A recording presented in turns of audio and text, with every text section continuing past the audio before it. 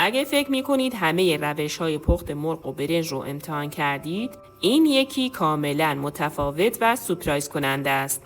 اول از همه تکه‌های مرغ رو داخل قابلمه چیدم، بعد روش چند حبه سیر، پیاز قاچ شده و زردچوبه ریختم. بعد بهش آب اضافه کردم. یه ترفند خاص هم زدم تا موقع پخت اصلاً کف نکنه. مقداری روغن داخل قابلمه ریختم.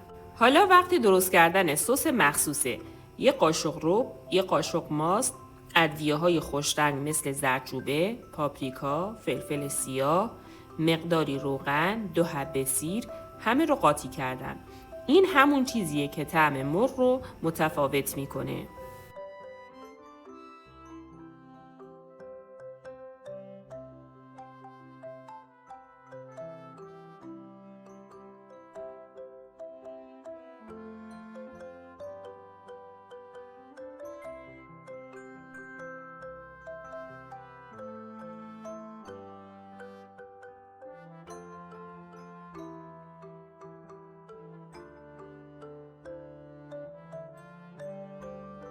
یه دونه پیاز نگینی ریز رو داخل کمی روغن تفت دادم. بعد برنجی که از قبل خیس کرده بودم اضافه کردم و حدود 5 دقیقه تفت دادم تا برنج عطر بگیره.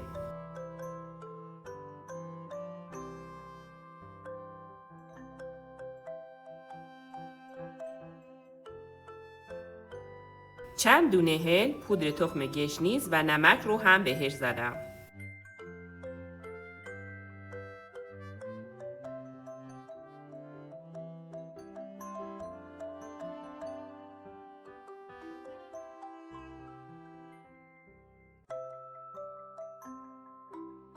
حالا برنج رو داخل ظرف مخصوص فر ریختم و سطحش رو صاف کردم.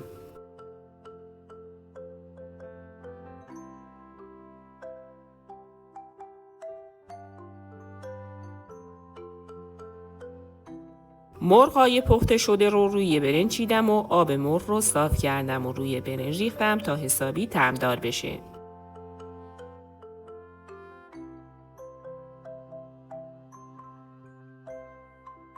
کنار مرغ هم سبزیجات تازه شامل گوجه گیلاسی، فلفل چیلی و فلفل دلمه‌ای گذاشتم.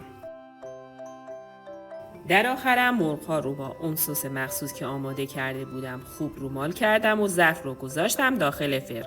با دمای 200 درجه سانتیگراد به مدت 1 ساعت تا همه طعم‌ها با هم ترکیب بشن و مرغ حسابی برشته بشه.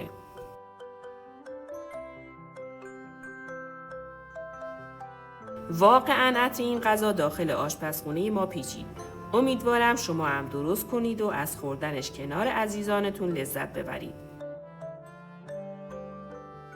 اگه عطر این غذا به دلتون نشست لایک کنید و کانال رو سابسکرایب کنید تا ویدیوهای بعدی رو از دست ندید.